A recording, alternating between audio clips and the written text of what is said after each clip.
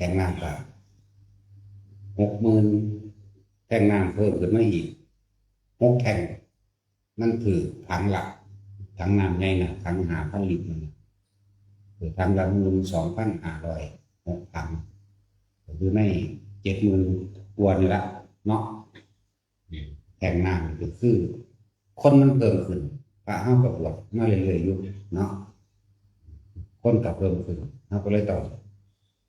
จัดสรรสิ่งสำคัญจำเป็นนั่นแหละน้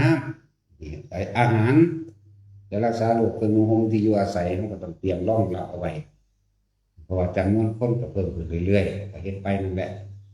เราไม่ได้ส่องสุมไปปนไปกี่ไปขาให้ดอกเนาะเราส่องสุมเพื่อปฏิภาณมีเอื่นว่าก่อการดีเพราะมันก่อการร้ายเนาะเรียกผู้ก่อการดีไม่ใช่ผู้ก่อการร้ายไปสร้างตายซื่อๆพวกเจ้าเอ๋ยเฮ็ดอิหยังก็สร้างก็บ่เคยเงินบ่เคยสะอ่อนอีหยังอยู่แล้วก็เบื่อเลยจักยังไดมันสิตายเนาะ